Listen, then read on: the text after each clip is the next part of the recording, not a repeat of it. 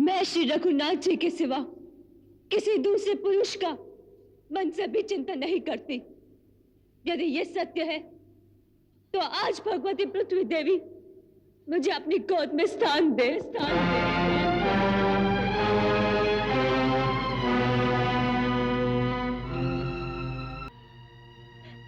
भगवान श्री राम को छोड़कर मैं किसी दूसरे पुरुष को नहीं जानती। मेरा कहना यदि सत्य हो तो भगवती पृथ्वी देवी इसी क्षण मुझे अपनी गोद में स्थान दे।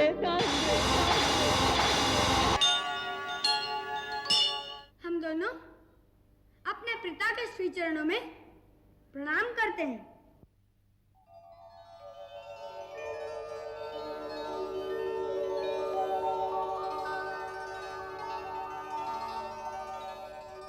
और उस दिन भूल से यदि कोई अवज्ञा हो गई हो तो उसके लिए हम महाराज से क्षमा मांगते हैं।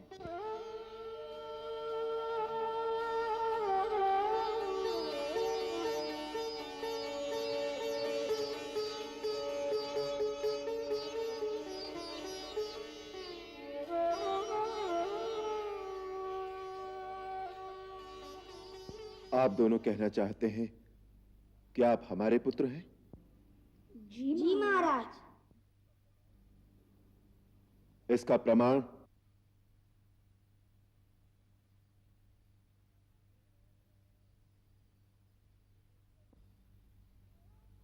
हम दोनों ने आज तक कभी झूठ नहीं बोला और ना ही हमारे गुरुदेव का लेखा झूठ हो सकता है।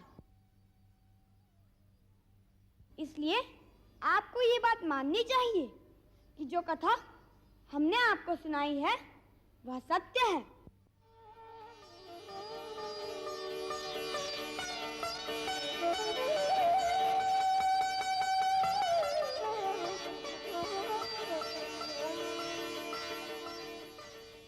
हम तुम्हारे सत्य का विरोध नहीं करते, परंतु अयोध्या के राजकुमार कहलाने और इतने बड़े राज्य के उत्तराधिकारी होने के लिए उस सत्य को सिद्ध करना पड़ेगा। प्रजा इसका प्रमाण पूछेगी और वो प्रमाण तुम्हारी माताजी दे सकती है।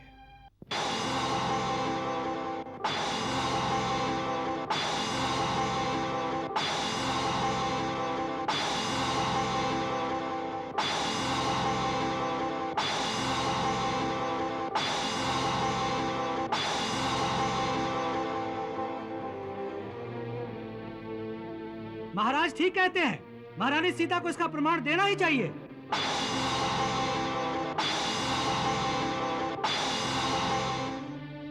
अब प्रमाण की क्या आवश्यकता है? महर्षि वाल्मीकि जैसे त्रिकालदर्शी ने जो लिख दिया है वही प्रमाण है।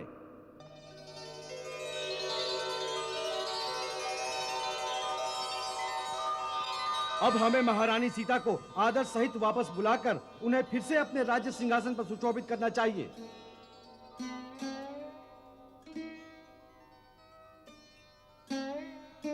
हमें तो माता सीता के चरणों में गिरकर अपने अपराधों की क्षमा मांगनी चाहिए। अब भी उनसे प्रमाण मांगने अत्याचार है। अग्नि परीक्षा से बड़ा प्रमाण क्या हो सकता है? और वो ये प्रमाण दे चुकी हैं। परंतु वो अयोध्या वासियों ने नहीं देखी।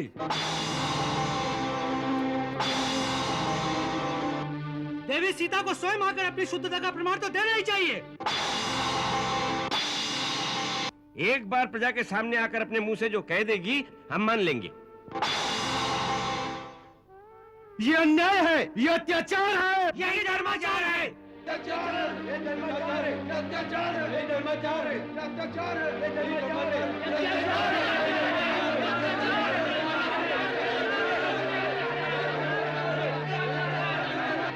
इसका निर्णय कौन करेगा?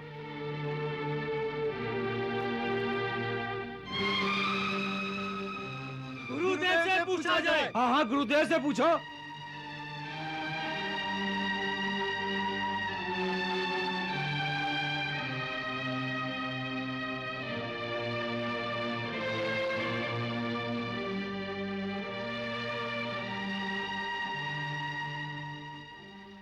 राजा में ईश्वर का अंश होता है, इसलिए राजा ही इसका निर्णय करें।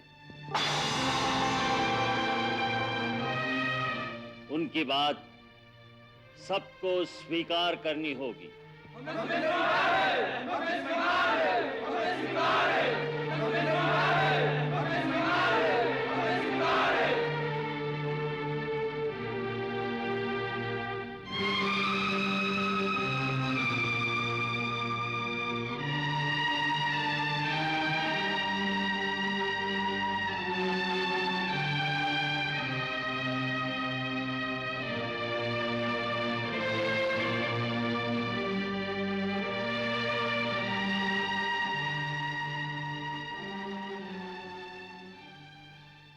देवी सीता का चरित्र शुद्ध है।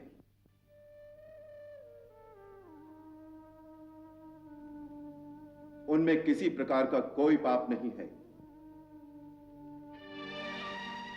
फिर भी राज सिंहासन की उच्च मर्यादा स्थापित रखने के लिए यह उचित है कि वो महर्षि वाल्मीकि की अनुमति से कल इस सभा में आकर सारे जन समुदाय के सामने अपनी शुद्धता की शपथ लें, जिससे ये लोकापवाद सदा के लिए समाप्त हो जाए और हम राज सिंहासन पर उन्हें सम्मान पूर्वक बिठा सकें।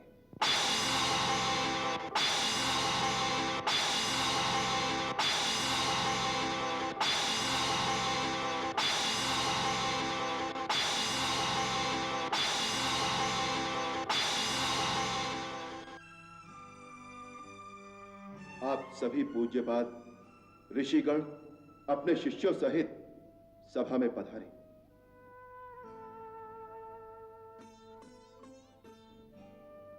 समस्त राजा लोग भी उपस्थित हों और भी जो कोई देवी सीता की शपथ सुनना चाहे वो कल इस सभा में आए, जिससे सभी लोग एकत्रित होकर सीता का शपथ ग्रहण देखें।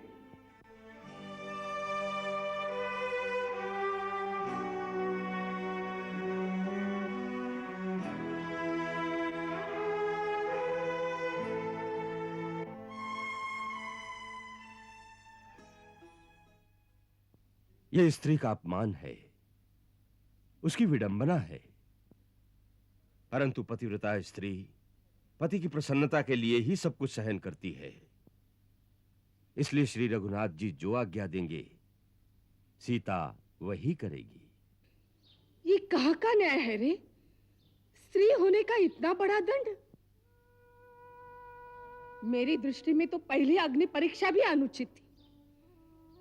यदि तुम्हारे मन में विश्वास नहीं है तो 1000 अग्नि परीक्षा हो, 1000 शब्दों का कोई अर्थ नहीं।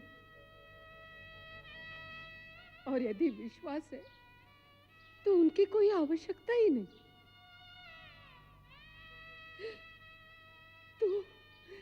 तू कितना कठोर है रे। तेरे पुत्र, तेरे कलेजे के टुकड़े तेरे सामने खड़े तुम्हें पिता कहकर पुकार रहे हैं और तू उन्हें जाकर अपने कलेजे से भी नहीं लगा सका, उनसे प्रमाण मांगने लगा। तेरा जी नहीं किया कि उन्हें उठाकर अपनी गोद में बिठा ले? किया था। तो फिर क्यों चुपचाप सिंहासन पर बैठा रहा? मेरे पैरों में राजधर्म की बेड़ियां हैं मां। आप एक राजा की विवशता तो समझिए कि मन में सीता की पवित्रता और अनन्य प्रेम पर पूर्ण विश्वास होते हुए मैं जीवन भर उसी की भांति धरती पर सो सकता हूं, उसी की भांति सन्यासी का जीवन बिता सकता हूं। परंतु प्रजा में एक भी अपवाद जब तक बाकी है उसका हाथ पकड़कर उसे राज सिंहासन पर नहीं बिठा सकता।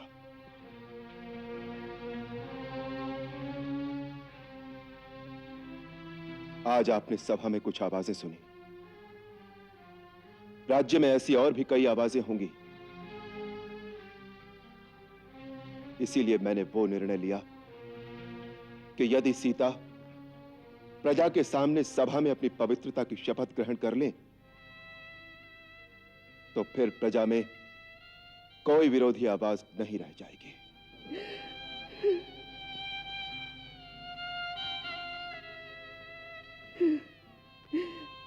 ये राजधर्म किसने बनाया?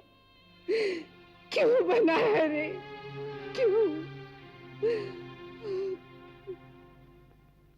पुत्री, प्रजा में एक भी विरोधी आवाज न रहे, इसलिए जो महाराज राम ने निर्णय लिया है वो उचित है।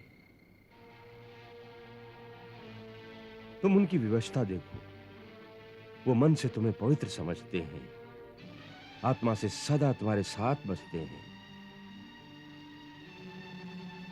तुम्हारे वियोग में वो तुमसे अधिक दुखी होंगे,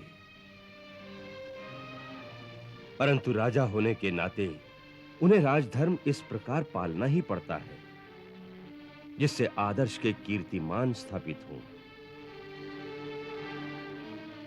यही समय है उस अपकीर्ति को धोने का। प्रजा में पश्चाताप की लहर बढ़ रही है। ऐसे समय राम तुम्हें शपथ लेने के लिए कहते हैं जिससे यह अपवाद पूर्णतः मिट जाए। तुम्हें राम की सहायता करनी है। ठीक है गुरुदेव, मैं अवश्य उनकी सहायता करूंगी। मैं वही करूंगी जिससे ये अपवाद सर्वदा के लिए मिट जाए। आप निश्चिंत रहिए, कल के पश्चात फिर ये अपवाद कभी नहीं होगा, कभी नहीं होगा।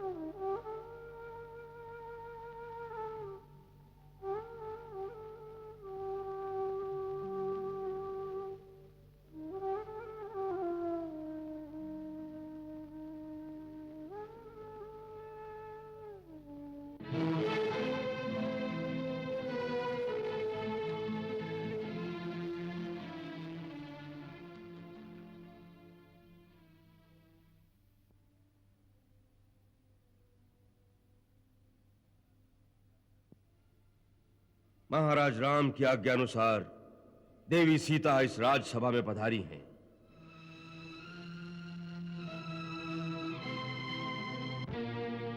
हे दशरथ नंदन, ये सीता उत्तम व्रत का पालन करने वाली मेरी धर्मपुत्री है।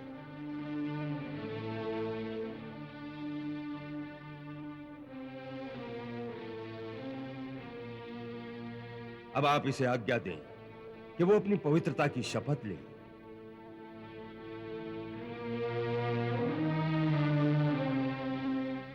लोकापवाद से डरे हुए आपको वो अपनी शुद्धता का विश्वास अवश्य दिलाएगी, परंतु इससे पहले समस्त सभासद, गुरुजन, माताएं और आकाश में स्थित देवता मेरी एक बात सुन ले। मैं प्रचेता का 10वां पुत्र वाल्मीकि हूं। मेरे मुंह से अभी तक कभी कोई झूठ नहीं निकला और मैं इस सभा में प्रमाण पूर्वक कहता हूं कि ये दोनों आप ही के पुत्र हैं।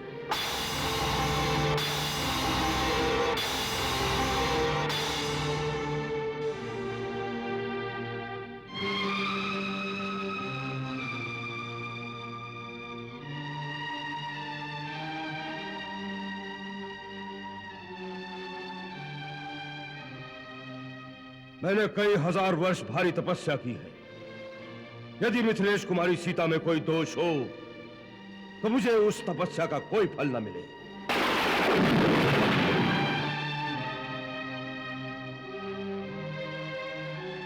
मैंने मन, वाणी और क्रिया द्वारा पहले कभी कोई पाप नहीं किया है। यदि मिथिलेश कुमारी सीता निष्पाप हो तभी मुझे अपने उस पुण्य कर्म का फल प्राप्त हो, अन्यथा मेरे सारे पुण्य कर्म निष्फल हो जाएं।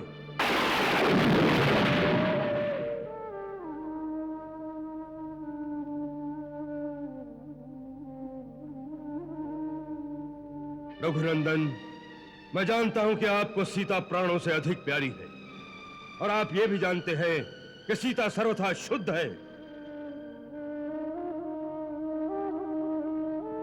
तथापि लोकापवाद से कलुषित चित्त होकर आपने उसका त्याग किया है।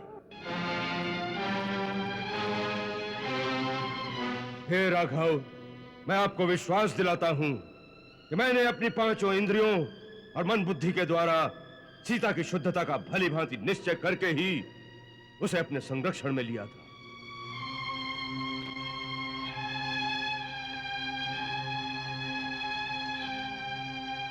महाराज, मैंने दिव्य दृष्टि से यह जान लिया था कि सीता का भाव और विचार परम पवित्र है, इसीलिए यह मेरे आश्रम में प्रवेश पा सकी है। इसका आचरण सर्वथा शुद्ध है, आप इसे छू भी नहीं सकता है, तथा यह पति को ही देवता मानती है।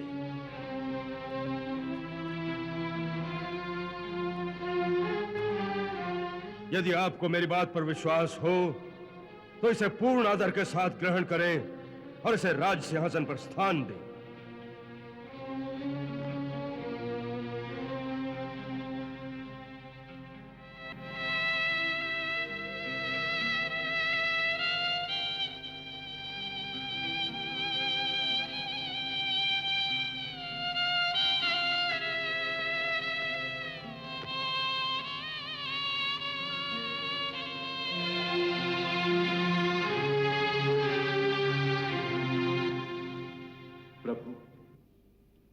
आप जो कहते हैं उस पर मुझे पूर्ण विश्वास है। महाभाग, आप धर्म के ज्ञाता हैं। आप सीता के संबंध में जो भी कह रहे हैं वो सब ठीक है। भगवान, मुझे आपके निर्दोष वचनों से जनक नंदिनी की शुद्धता पर पूरा विश्वास हो गया है।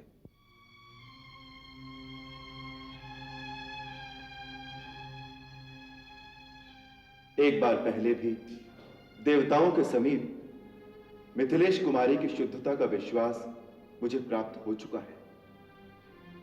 उस समय सीता ने अपनी शुद्धि प्रमाणित करने के लिए शपथ ली थी, जिसके कारण मैंने इन्हें अपने भवन में स्थान दिया। किंतु आगे चलकर फिर बड़े जोर का लोक अपवाद उठा, जिससे विवश होकर मुझे इनका त्याग करना पड़ा।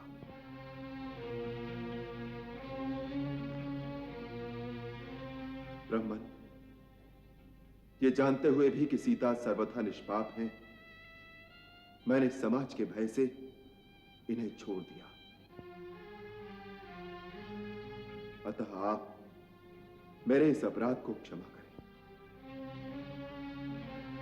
मैं यह भी जानता हूं कि ये जुड़वे कुमार कुश और लव दोनों मेरे ही पुत्र हैं।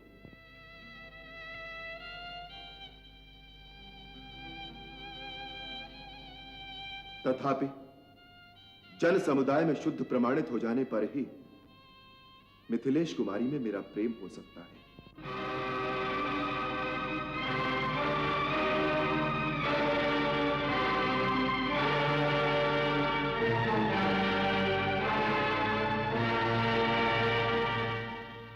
यद्यपि महर्षि वाल्मीकि के निर्दोष वचनों से ही मुझे पूरा विश्वास हो गया है, तथापि जन समुदाय के बीच मिथिलेश कुमारी की विशुद्धता प्रमाणित होने पर मुझे अधिक प्रसन्नता होगी।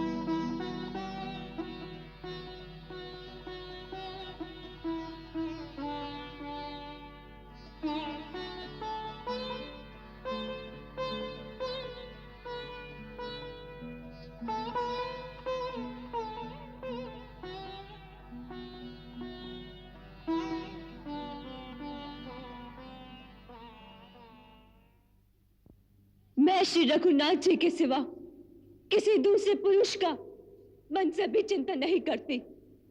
यदि यह सत्य है तो आज भगवती पृथ्वी देवी मुझे अपनी गोद में स्थान दे।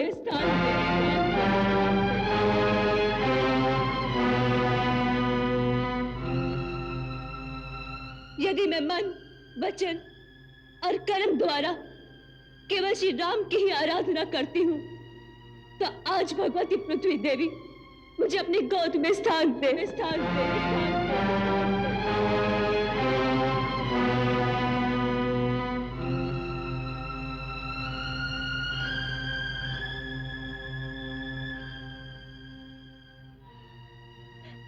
भगवान श्री राम को छोड़कर मैं किसी दूसरे पुरुष को नहीं जानती। मेरा कहना यदि सत्य हो तो भगवती पृथ्वी देवी इसी क्षण मुझे अपनी गोद में स्थान दे।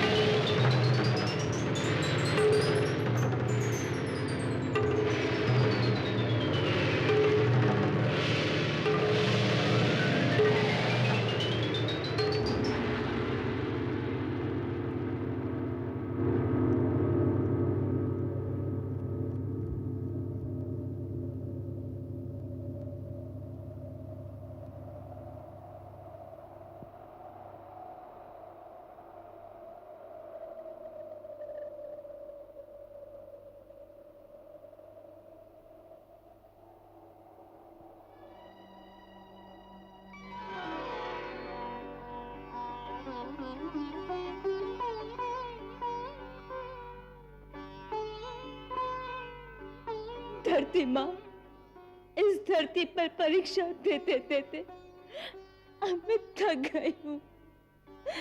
अब मुझे अपने साथ ले चल, मुझे अपने साथ ले चल माँ। यहाँ नारी का आदर नहीं होता माँ, मुझे यहाँ से ले चल। आओ मेरी पुत्री, माँ की गोद तो पुत्री के लिए सदा खुली रहती है। आओ आओ, वहां तेरा कोई अपमान नहीं करेगा।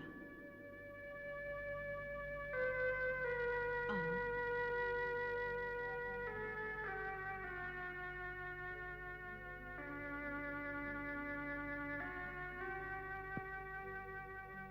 आओ आओ पुत्री, मेरे पास आओ।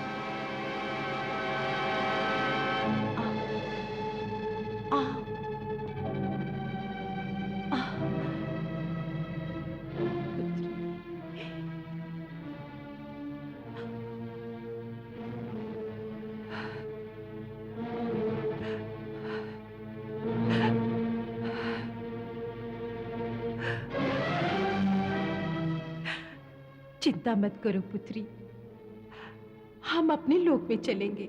नहीं, माता जी, आप हमें छोड़कर कहाँ जा रही हैं?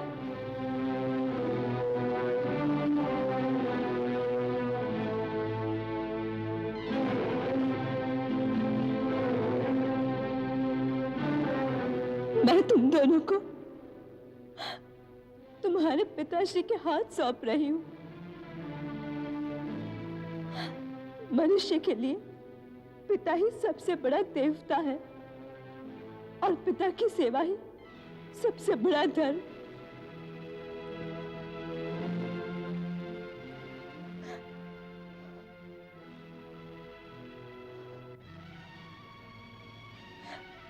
उनकी सेवा करना।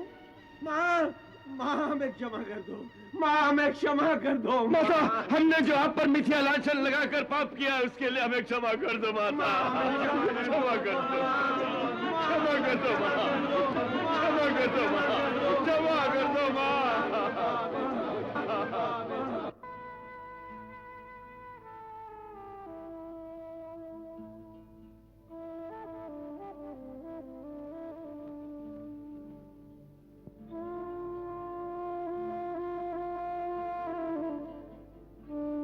भगवान तुम लोगों को सर्वदा सुखी रखे।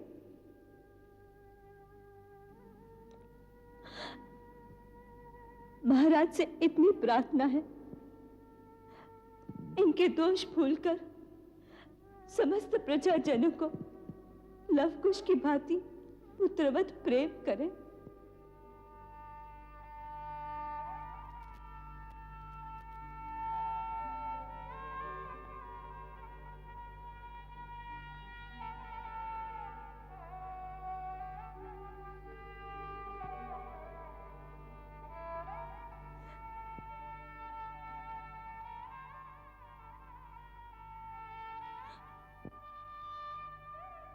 समस्त गुरुजन, माताएं,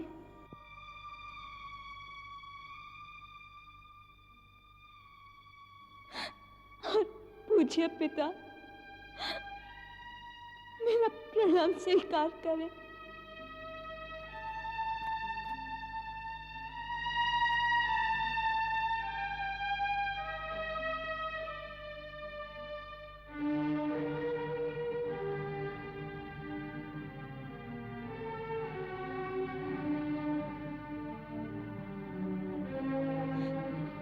रघुनंदन, यदि मेरे और भी जन्म हो तो मेरे समस्त जन्मों में मुझे आप ही पति रूप में प्राप्त हो,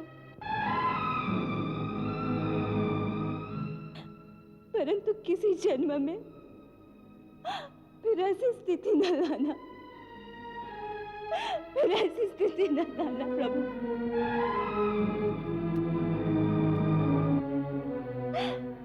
आपके श्री चरणों में मेरा प्रणाम स्वीकार करें।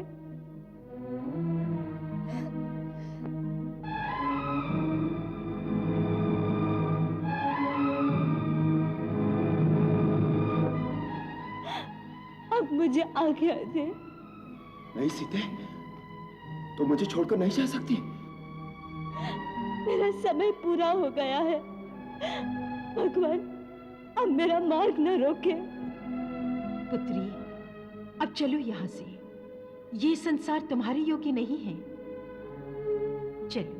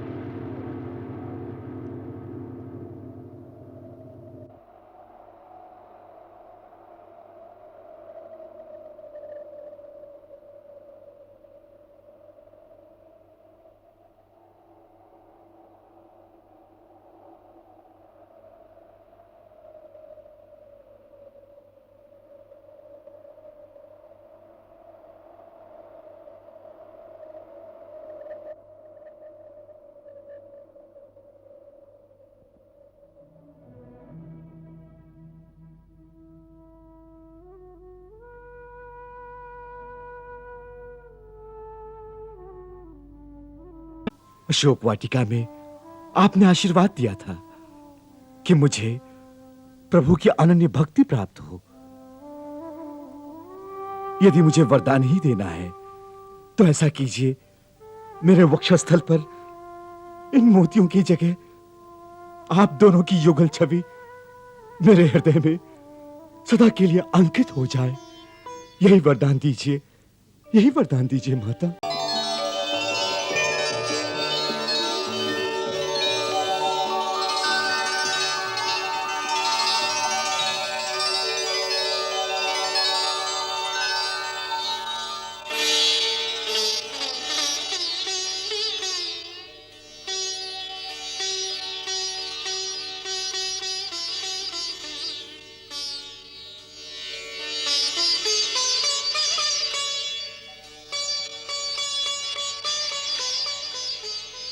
अब हम महारानी सीता की ओर से एक विशेष उपहार ज्ञानियों में अग्रगण्य महाबली परम सुजान पवन पुत्र हनुमान को भेंट करना चाहते हैं। यह महारानी सीता का निजी हार है।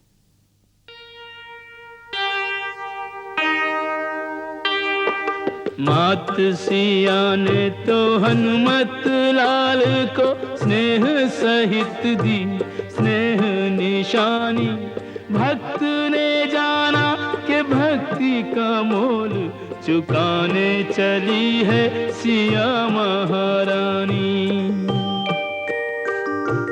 औरों की श्रेणी में अपने को पाया तो आया कपीश की आंख में पानी। भक्त के भावुक अंतर पे कहाँ ठेस लगी ये तो राम ही जानी राम ही जानी। हनुमंत, हम तो जन्म जन्म के लिए तुम्हारे ऋणी हैं। इस तुच्छ भेंट से यह ऋण नहीं उतरेगा। फिर भी महारानी सीता की प्रसन्नता के लिए इसे स्वीकार कर लो। आओ।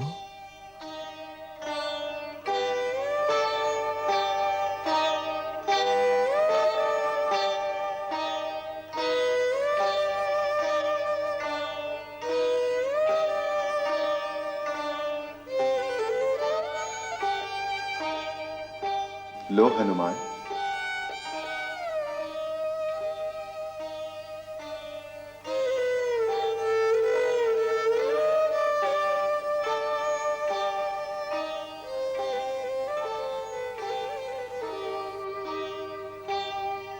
माता, मैं आपकी आज्ञा नहीं टाल सकता, पर इससे पहले मेरी इतनी सी विनती सुन लीजिए।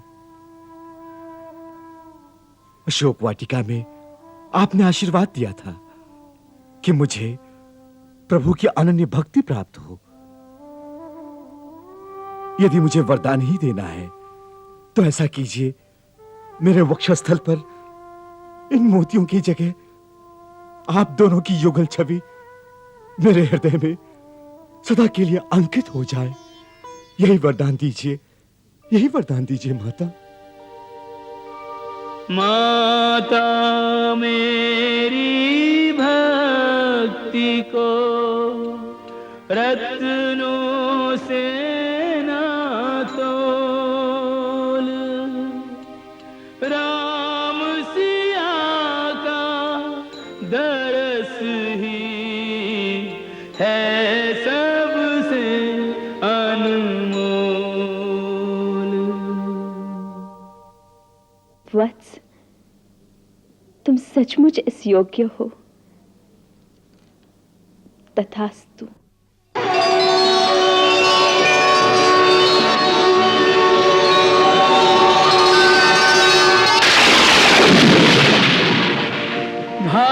भाग्यवान हनुमान सा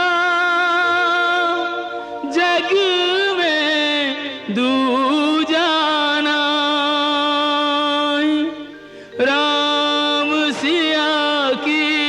युगल छवि जाके अंतर माही।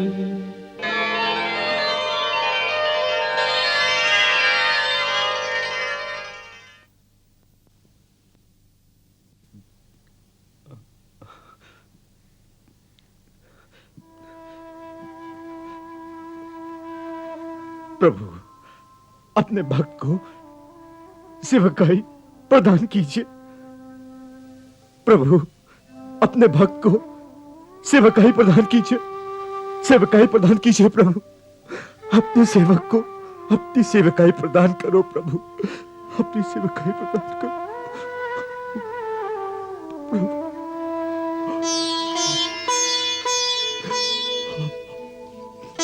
प्रभु,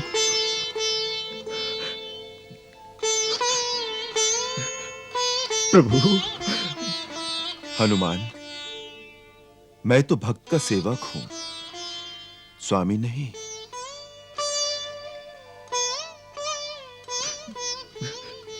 प्रभु, प्रभु,